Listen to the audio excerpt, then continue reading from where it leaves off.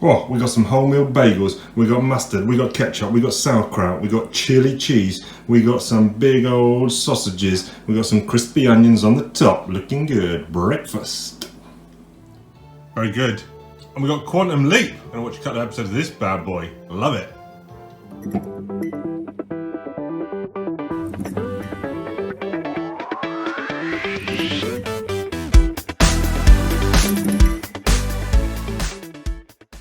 Whoa, Nelly! We're back on ArmaGEEKdon with another sketchbook show. And again, I am delighted to say I've got a guest who's going to be coming in and reviewing, casting his fine eye over some fine art. And this time, Mark's not in the studio, but I do have another Talking Joe alumni, and it is Mr. Tim Finn.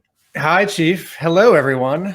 How are you, sir? Just for those who don't know who Tim is, shame on you. The real American Tim, he is one of the co-hosts on the world's greatest G.I. Joe comic book-based podcast, that is Talking Joe. And he is also a scholar and an artist and all this kind of jazz. We'll put links in the description below. But yeah, I'm glad to have you with us today. Glad to be here. Very quickly, talking about... obviously, we did one of Mark's sketchbook shows. What's actually your background in art? Just for me personally, actually, I went to art school for undergraduate. I was in an animation program, but all of the classes I took outside of my major were in the illustration department. So I was drawing a lot and filmmaking in college. And I've been reading comics since I was 10. And I have owned a comic book store for the last 10 years. Very cool. Was that a shop that you had frequented and decided to buy it and it was up for sale, or was it something you started from scratch? Halfway between the two. It was a shop that I shopped at occasionally, but it was neither my primary, secondary, nor tertiary place to get comics. It was actually, I never get to use this word, my quaternary place to get comics, and it was in trouble and needed a buyer. And I thought, well, that would be interesting to own that store, and surely the manager can do all the work because he's been with the store for the 3 or 4 years it's been open, and I'll just keep teaching and writing my G.I. Joe book, and those won't at all get affected by me having a new screaming baby of a business. But it's been more positive than negative. Obviously, you wouldn't still have the shop if it wasn't. So it's been wonderful. It took a long time for it to be fun. It was at the beginning, the first couple of years, it was merely satisfying because I was writing a listing ship, and it needed a lot of work. But we renovated, and now we're renovating again. And I hired someone, and I got to shape the store into sort of the kind of store that I want, right? Less of the books that I'm less interested in and more of the books that I'm interested in. And we're supported by a neighborhood and a community that wants to read, wants paper, and is willing to pay for it. Cool. That's what you need. Do you get a chance to read comics yourself that you're during the pandemic, I've read about 2 new comics a day. Any recommendations? I'm very much that might have gone under the radar, maybe. Yeah, Jason Howard, who's best known for drawing Trees and Cemetery Beach for Image. Warren Ellis. Yeah. Yes, he is writing and drawing his own series now called Big Girls. The first 6 issues, the first arc, are complete, and the first paperback collection came out, I think, this week. Okay. And in the future, girls grow up to be like the size of like 400 foot tall, like not monsters, but as if they're monsters. And then certain boys get very big and they're monsters. And so these women who are protectors of the city have to punch these sort of mutant men. It's great. It sounds cool. I'm going to check that out. The trade's out now, did you say, or just the first issue? First volume is out. And cool. I'm also very much enjoying Marvel's new Black Widow monthly. Similarly, the first arc is done. The first paperback is not here yet. Right. Okay. I shall check those out. Right, let's crack on. So I did a show with your collaborator Mark, and we looked at one of the themes that I got for as commissions for some of my art, and that was police-style lineups, kind of, you know, usual suspects, characters against a wall, height markings, that kind of style. I thought, you know, I haven't seen too many commissions around like that, and so I thought I'll go down that avenue. And if you get a chance, if you haven't, people out there, if you haven't watched that first episode, go check it out. It's got 4, I think, and now we're going to carry on with some more lineups. So let's see what we've got lined up for us today. So here we go. Here is the first one. Let's get rid of some of that stuff.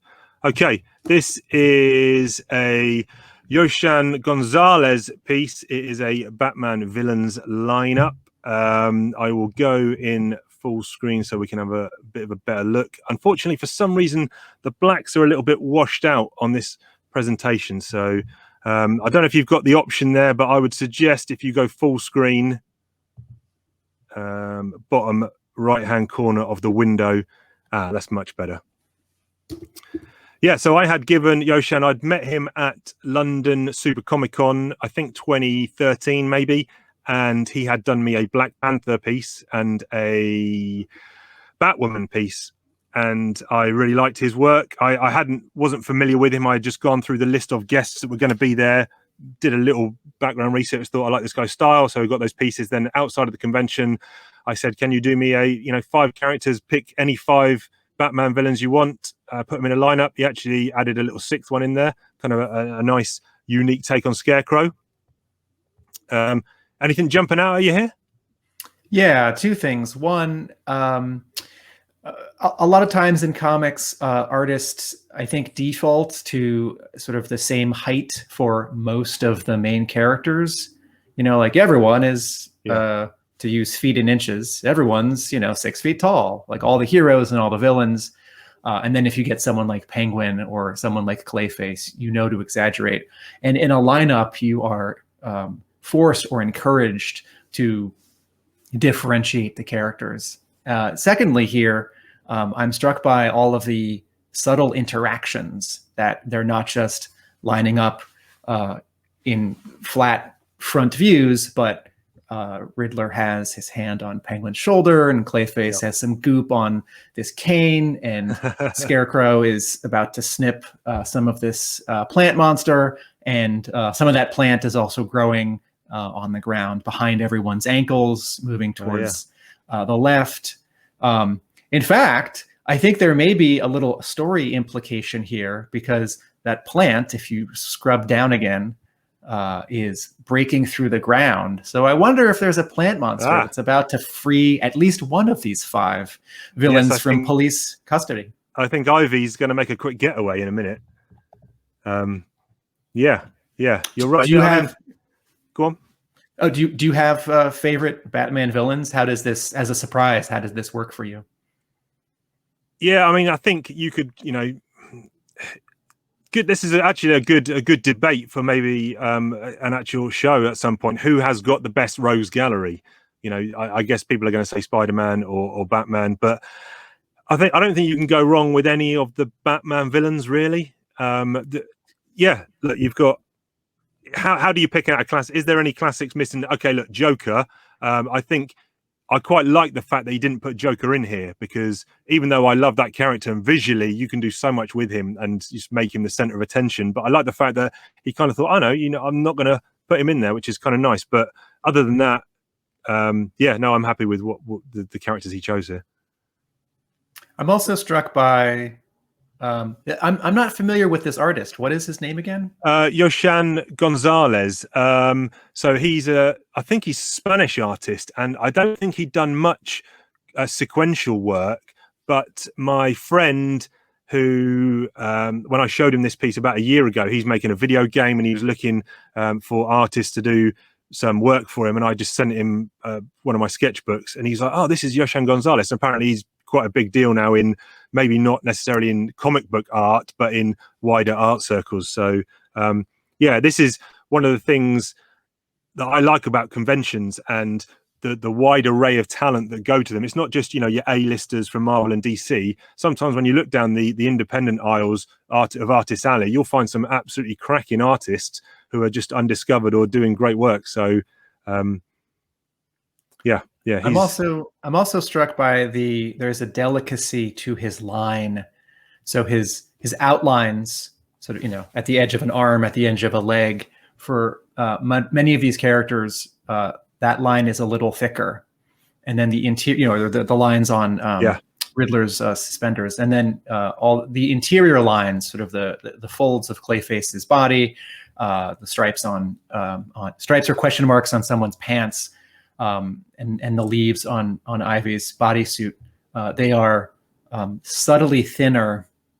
What's also nice about this is something that I think about, and I feel like I think this is a weakness of certain artists, where I think certain artists aren't great at drawing characters making eye contact with other characters, or characters looking at something specific off panel, even if you don't know what it is. You know, drawing comics is the hardest thing, because you have to be able to draw everything: motorcycles, horses, medieval castles, trees, buildings, 1, 2, 3 point perspective, clothing folds, fight choreography, different body types, all genders. You have to be a costume designer, you have to be a set designer, prop designer, and you have to be able to do a page a day, or roughly, depending on your schedule. Maybe it's a mini series, all under the guise of comic book artist, but it's a lot more. Right. And there are some really great professional artists out there who I think draw sort of good eyes with some personality, but it's sort of, they don't approach them like an animator would. I don't mean big, cartoony, exaggerated eyes. I just mean sort of eyes that have a soul. And there are some artists who their characters sort of don't quite make eye contact. They're always kind of staring blankly, even if everything else about that artist is great. And you know, Two-Face is looking at something. I think he's looking over at Penguin. He is. That's a great shout, because you can see the sneer on Penguin's face and the angle, and Two-Face, you're right. I think they are, yeah. And Ivy is looking at Two-Face. And if this is a reference to the animated series, which it seems somewhat to, right? In the animated series from 1992, they have a brief history, although she could just be sort of looking at him askance because, you know, he's flipping his coin and he's a little too close, or she doesn't trust men as much as she trusts women, or she doesn't trust any of the other Batman rogues. But a lot of personality, and this is also the what do you call it? The shirt ruffle thing for the Riddler. Oh yes, yeah. I would just I don't know, like a dress shirt, like a ruffle dress shirt, I guess. That is, I haven't read a lot of Batman comics in the last 5 years. I've read some, but that's a costume choice for the Riddler, which feels novel for me. Yeah, it's great. It's great. And you mentioned that coin. I hadn't spotted it before, but it looks like that plant is about to, the mouth is about to scoop up that coin. Even better. And then it's going to get decapitated from those, from that pair of scissors. Cool. Very good. Very good. Yeah, so I've got a couple more pieces from this artist, and I'll show those on a future show. Let's move on to the next one. If I can, here we go. So this is I'll give a bit of a breakdown on these characters, because this is a Judge Dredd villains lineup. So we have got, let me just do that now, actually. So we've got Trapper Haag, who is a intergalactic bounty hunter. We've got Stan Lee, aka Death Fist, who is a martial artist from the rad lands of G in China, who has come to assassinate Judge Dredd. We've got Lenny Zero, who is a former Wally Squad judge. Now, Wally Squad judges are undercover judges, and he went a bit too native and got involved in the criminals that he was undercover with, and then he actually became a criminal, and he got a gang, and it's kind of an Ocean's 11 kind of vibe with Lenny Zero. And then you've got Max Normal, the pinstripe freak, who is one of Dredd's informers. And sorry, let me just go back to him a second. Yep, and he's kind of talks all groovy baby. Then you've got the last one is there's a story from early 1980s written by John Wagner, drawn by Steve Dillon, the late great Steve Dillon, called Cry the Werewolf, where Dredd goes under the city to quell a enclave of werewolves. Look at this panel, look at this page, amazing. And he gets bitten and turns into a wolf judge himself. I actually got a commission by 2000 AD artist Cliff Robinson I didn't want Dredd as a werewolf, I wanted Chief as a werewolf, so I ended up getting that with the badge said Chief instead of Dredd, and that's kind of what we've got here on this image. So you can see the werewolf actually has the Chief badge on it. But yeah, so this is the 5 characters. The artist here is Ben Willsher, who is pretty exclusively British artist, pretty exclusively drawn for Rebellion in 2000 AD. Probably wouldn't know his stuff outside of that, but he's synonymous with Stanley Deathfist, Lenny Zero, and Max Normal at least. But yeah. What do you think of this one? This is also a lot of fun, and for some different reasons. In the previous piece, the upper third of the composition, there's not a lot going on. And here, the upper third is as activated as the bottom 2/3. This monster on the left, and this giant hole, and this graffiti on the right. And then their poses are more defiant. In the Batman piece, if they're defiant, it's much more subtle, it's understated. And here, this is partly like cool guy comic book pose. Yeah, I'm totally fine with that. I don't think you need realistic poses in a convention sketch. I don't think you need realistic poses if you have flamboyant villains in a police lineup, because this is not a continuity panel from a story. This is just a single drawing. But their poses of, like you say, the flamboyant, cool style poses, they're not even concerned about this big monster busting down the wall behind them, which would have made a lot of noise and a lot of rubble to go and fly. And they're like, yeah, whatever's going on behind, not concerning me. Yeah, this acts like I feel like I would turn the page to the final page of a book, and this would be the top half of the page, and the bottom half would be text about an upcoming story. Yeah. Like all the greatest villains in jail. What's going to happen? Let's write that story. I like the inking. I don't always have my words this early in the morning. He's got quite a fine, like you mentioned on the previous piece, he's got quite a fine line to a lot of the outlines, but especially like Max Normal with that pinstripe suit. I don't think you could have just a guy just in pinstripes without it looking a bit weird. So that kind of inking and that shading really kind of helps that character, I think. Yeah. So he's spotting blacks on the torso, on the insides of the arms, and there's a big differentiation here between fabric and fur. This is one of those other hard things about being a comics artist. This used to land much more in the lap of the inker. Now it lands either more in the lap of the penciler, because in general, pencilers in assembly line comics either are expected to or have sort of taken it on their own to pencil completely tight pencils, right? And at Marvel in the 60s and 70s, the assumption was that the penciler was doing much more of staging, blocking, and acting and important forms, and the inker was making some decisions about sort of the character of the hair, like how shiny, and how shiny the building, how shiny the tech, how not shiny the dirt, the wood, the trees. What happens a lot of times in comics now is that the penciler and the inker sort of draw something with a little less information, and then the color artist adds a lens flare, some texture. It might be a texture they've made. It might be that they're sort of capturing or stealing something from a photo, clouds, right? Comics artists used to draw clouds. A lot of times now, comics artists leave the sky blank, and the colorist paints or stamps in a photo of sky and clouds. Okay. So, the rocks look like, they look like rocks, and the fur looks like fur, and the clothing looks like clothing. Yeah. Yep. I guess with the advent of the digital artist, like you said, adding the lens flare and these embellishments is taken at the end of that chain rather than the penciler. Why do I need to draw this excessive extra embellishments when it can be done in almost like post-production by the colorist kind of thing? Cool. Let's see what we got next. We've got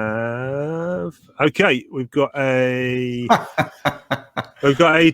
G.I. Joe related one. This is Ian Richardson, a British artist, great guy. Met him at several conventions. Really nice guy. Has worked kind of in and around the British comic scene for a long time.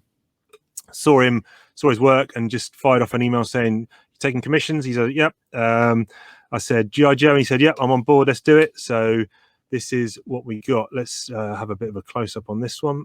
Did you provide reference?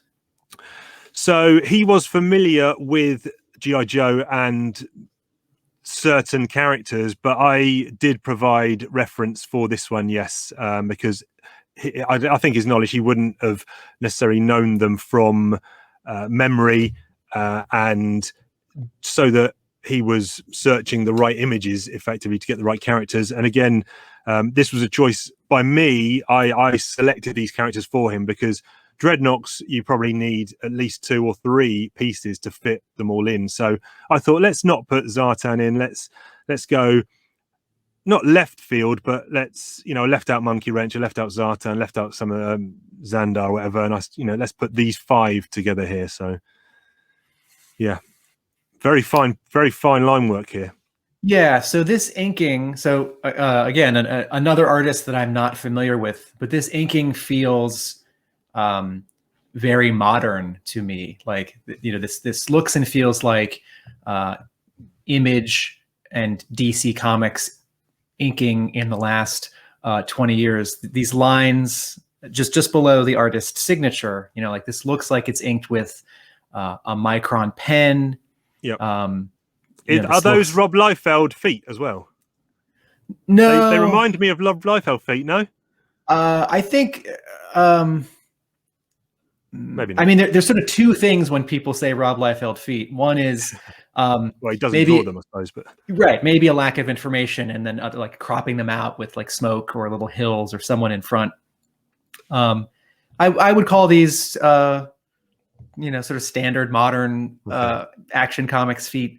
Lots of nice details here, though, with the grape soda bottles, and even the fact that there's a little bit of liquid coming out of this bottle, and it's in a very small puddle, and the donuts, and he's kind of gone to town with the detail here.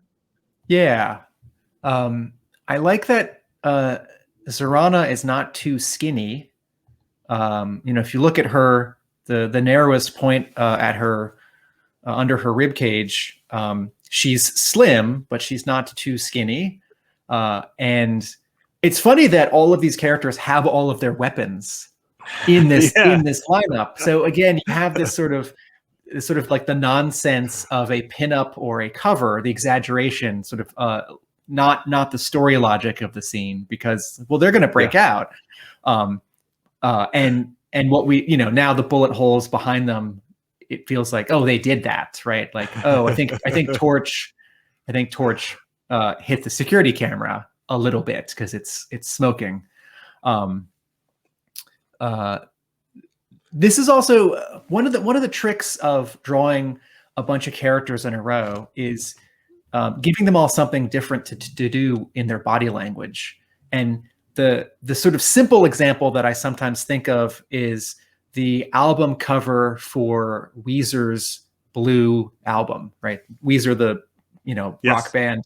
Yep. Their first album cover, it's the 4 guys in the band. There's just a blue background, and each of them is doing something different. One's got his hands behind, one's got his hands in front, one just hands at his side, and then the other, I forget, hands in his pockets. I don't think anyone has their arms folded, because a wedding photographer once told me that in body language, arms folded means you are closed off.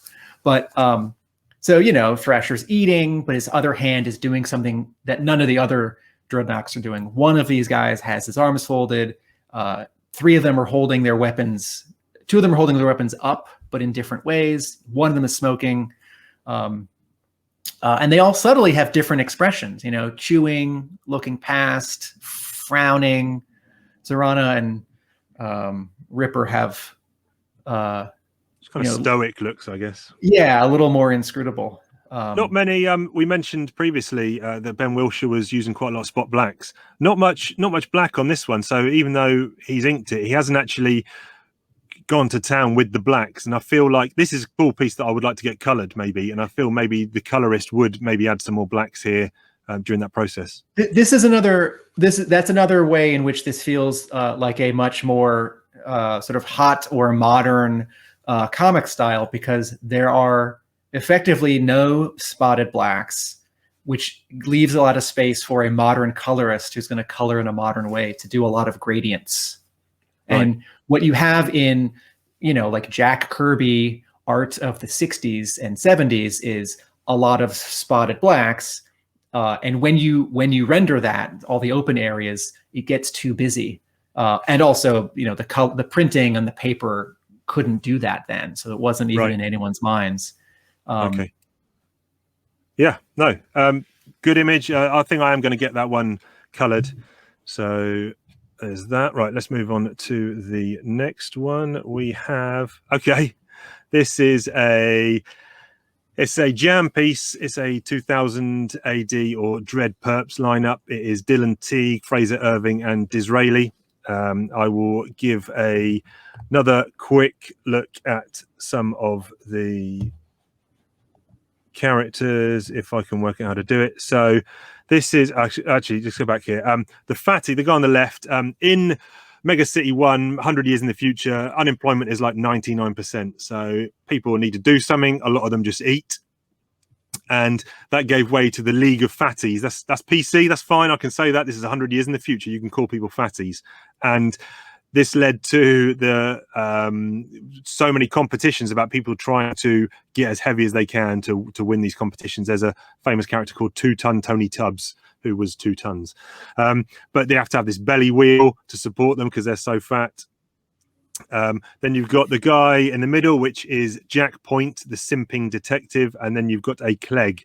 The guy in the middle, Jack Point, the simping detective, was as another Wally Squad judge, like Lenny Zero. He also is a simp, and in the world of Judge Dredd, a simp is someone who has gone a little bit crazy with the future and just dresses in just strange. There's crackpot, just dresses strangely. He goes around honking or just shouting "kippers, kippers," or just a complete lunatic.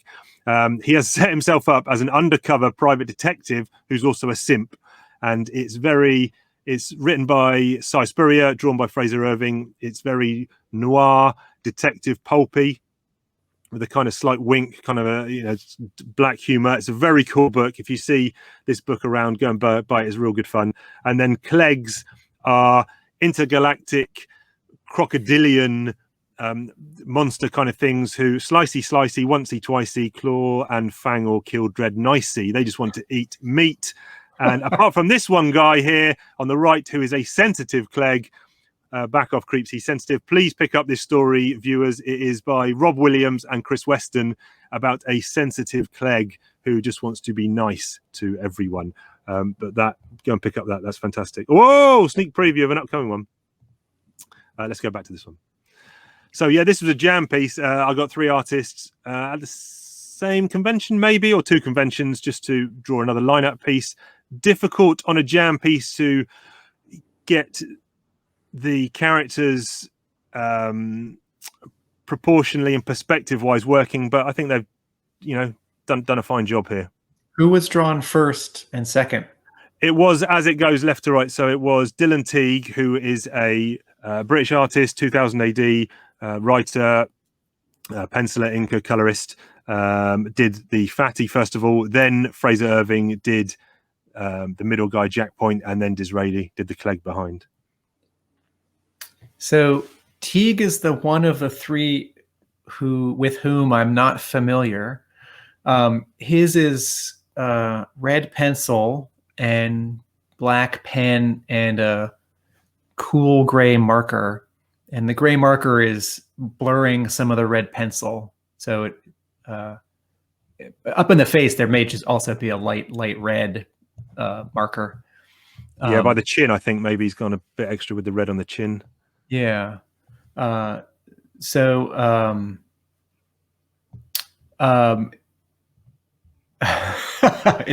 It's just so funny.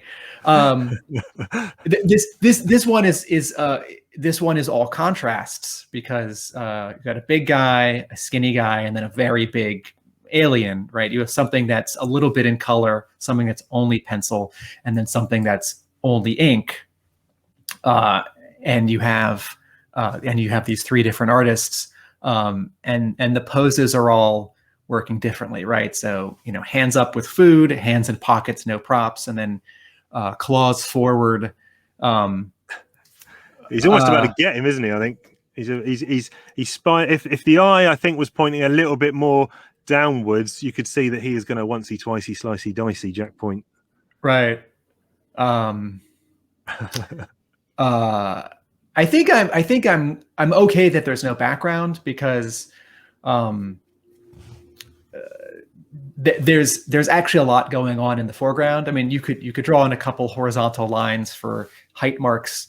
You could draw a line where the wall meets the floor. You could draw, a little bit of stone or some pebbles or some dirt. I think I might even put in a few pencil lines myself on that one, just like you said. Just, it doesn't need a massive background like some of the others have had, but just those lines I think would help the image out a little bit, rather than, because all you've got really is the 2.0 and part of the 1.0 to give you any context about, other than it just being three, stapled on characters onto an image. Where there's where these do start to feel like characters in different environments is in the light and dark. So they're all lit from above, right? All the characters have either some highlights on the top or some shadows on undersides, right? Under cheeks or under a jaw or under a brim of a hat. But it's much more pronounced with the guy in the middle. But that's what you get when you have artists doing something less formal. If this was an issue with a deadline problem and you had a bunch of artists collaborating all at once on one page, or everyone gets 3 pages, probably the inker, the editor might try and get the same inker to do everything, or would try and have some of the earlier pages as a reference for the artists doing the later pages to remember we're in a dark room, or this is only lit by one lamp on the right side. Yeah. Jam pieces are tricky, aren't they? Because, I've got some other, we can call them jam pieces, I guess. I've done a similar, after getting these done and realizing that 5-figure lineups are generally quite expensive to get as a commission. I switched to 3x3 sketch card sized grid. So it's a 9 sketch cards in 3 rows of 3, each one of a torso of a guy holding up a placard to say, here's my mugshot. So it's a mugshot, and then, paying between £5 and £20 or £5 and £15 for each one. I was getting 9 different artists on a page, and it was much cheaper than getting a single piece lineup. If you can call that a jam piece. But in terms of jam pieces like this, where multiple artists are doing work within the same frame, I suppose some that I have seen at conventions look really good, and some, if the artist is constrained by what they're left with, the space they're left with to do their figure, then sometimes they don't work, I guess. But yeah, there we go. Let's see what we got. We got one left, and it is this one here. This is a Kev Hopgood Cobra lineup. Kev, who co-created War Machine with Len Kaminski at Marvel. Met him several times. Really nice guy. And I had a previous lineup from Kev, which I covered with Mark on the last episode, and it was a 2000 AD Villains. lineup. And then for the second one, I thought, I'll tell you what, he's going to do me a Cobra lineup next time. So yeah, here is, let's have a little bit of a close up of this one. Well, this checks off a lot of boxes for me because it is inked in a traditional, old school way, right? A lot of spotted blacks. This is digitally inked as well. Oh, interesting. Yeah, okay, I was going to ask how that Cobra stamp. Yeah, I think, because when I contacted Kev, and he did the previous one, and again, I mentioned this on last show, he hadn't really done many commissions recently when I got in touch with him 5 years ago, whenever. And he assumed that people just wanted digital renditions of art. So I never said to him, can it be a physical pen and ink style? I just said, here's a commission, 5 characters, and he sent me through a digital copy. It was never a conversation. I assumed it would be a physical pen and ink style. He assumed it would be a digital one. So as I'll jump forward very quickly, but as not an apology from him, but as sorry about that. He did me this. He colored it for me as well. Oh, nice. As a gratis thing. But yeah. So with this, it's digitally inked. Does that also mean it's digitally penciled, or is there some artifact on paper? No, it's he printed out the image for me on high quality paper. On the previous 2000 AD one, he did a grey watercolor wash on it. So that one does have an artifact of actual manual hand. I had a Joe artist draw a commission for me a couple years ago, and I specifically, in the purchase price, I added a little bit and said, I'd also like your sketches. Okay. Because I knew he was going to do 1 or 2 thumbnails so that I could approve the composition, because I was asking for a complicated scene. Yeah, I think I do have, and I couldn't find it. I think I do have a pencil, like you said, a rough, just like a rough thumbnail. I think I do have it for this image actually, but I don't have it here now. So I'm gonna reveal myself as more of a G.I. Joe expert than an Action Force expert. Did Hopgood do any Action Force? He did. Yeah, he did do a few of the strips there. Yep. All right. So this checks off a lot of boxes for me. One, it's a Joe alum or an Action Force alum drawing these characters, and as exciting as it is for me when artists not affiliated with G.I. Joe for a commission or a sketch draw G.I. Joe, particularly if they're sort of a superstar and they're never going to draw G.I. Joe. It is always more satisfying for me when someone comes home. 2, it's 5 iconic villains. 3, it is inked old school, and I don't mean on paper versus digitally. I mean the inking technique is thick and thin lines.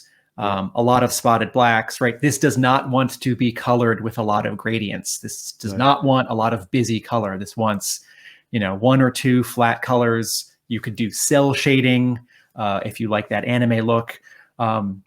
I'm struck by... I know what you mean. The completely silhouetted jet black left leg of Storm Shadow. That could have been done differently, but let's just black it out completely. And how with Destro, right? Destro's wear, I don't know what actual material Destro's wearing, sort of in the world of G.I. Joe. I don't know if it's leather or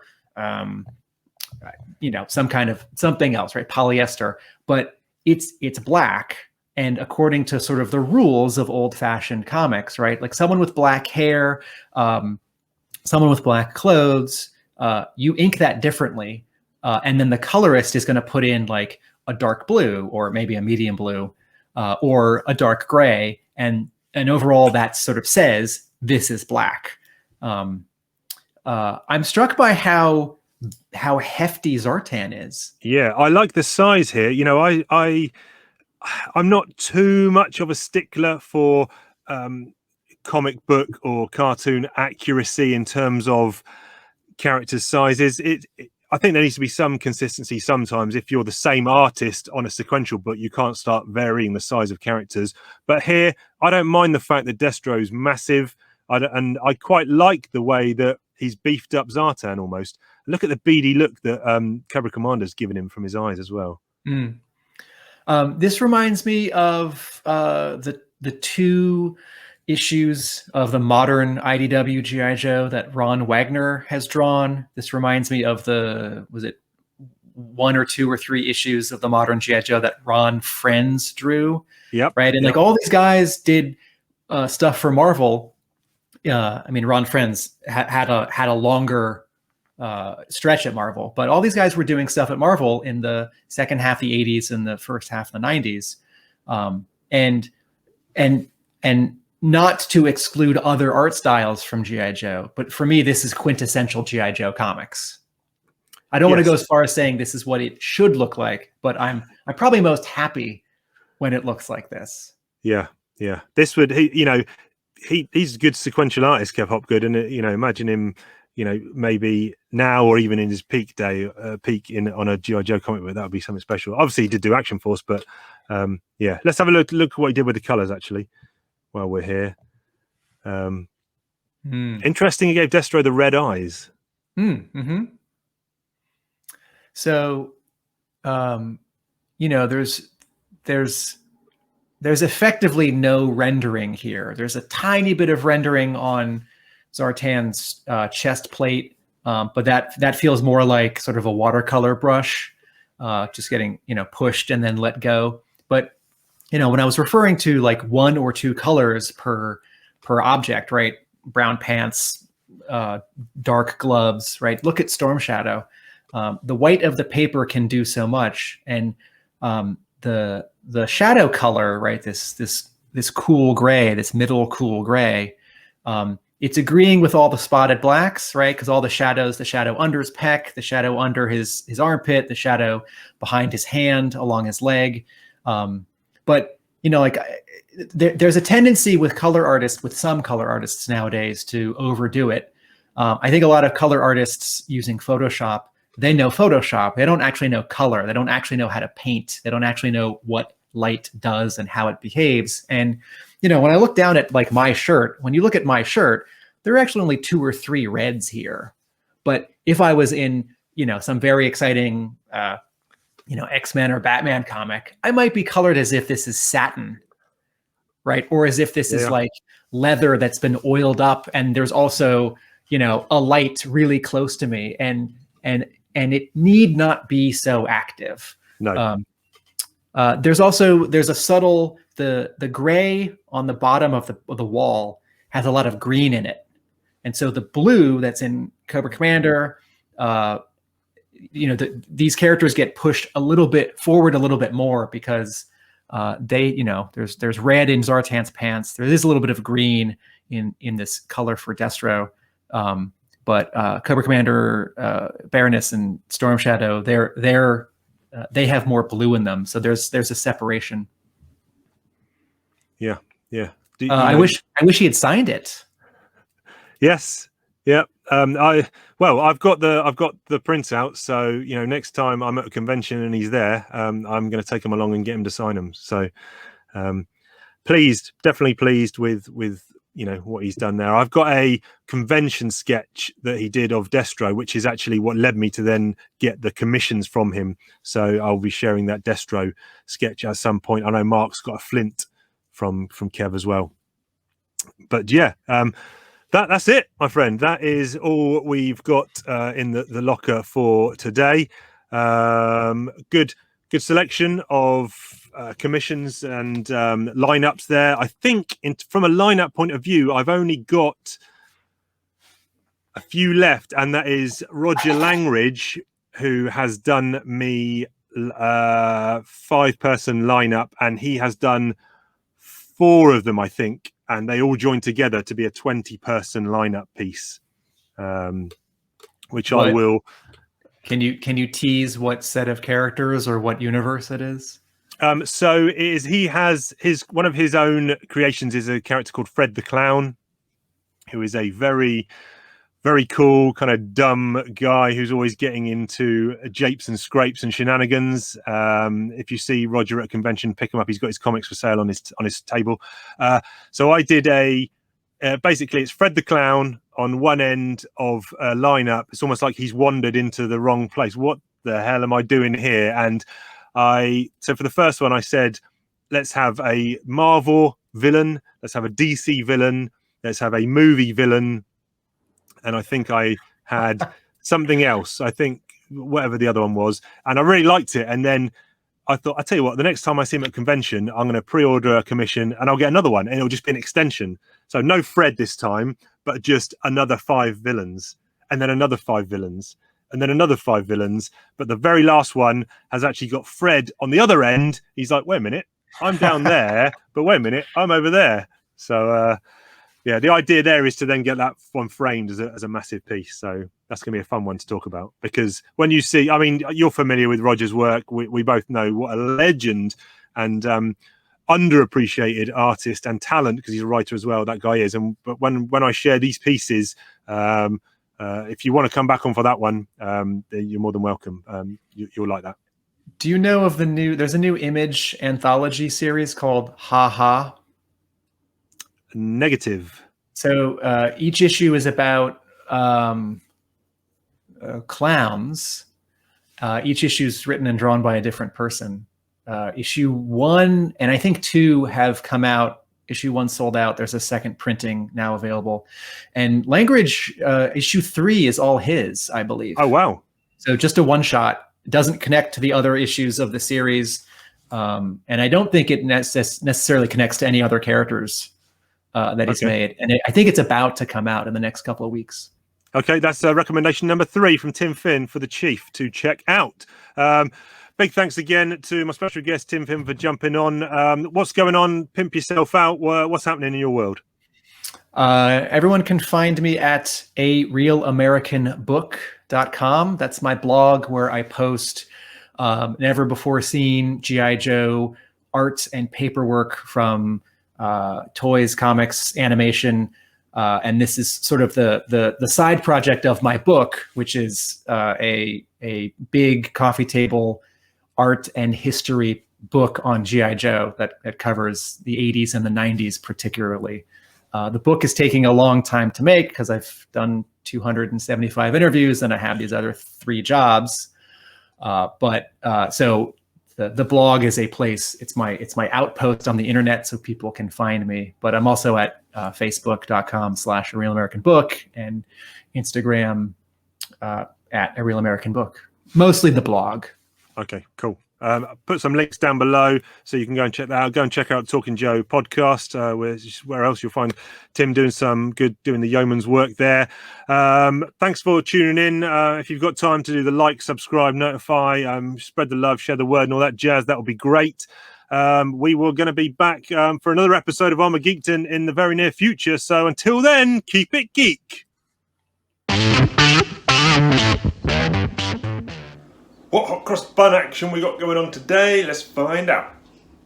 Oh, Nelly, honeycomb, hot cross buns, milk chocolate chips, courtesy of Aldi. Okay, honeycomb and chocolate hot cross buns from Lidl, Aldi, I beg your pardon. Let's check it out. Read this, The Goon, Volume 1, it's incredible, Eric Powell. Anyway, let's have a go on these. Smell? Smelling chocolate, not many more spices. Yeah, chocolate on hot cross buns, sounds strange, I know.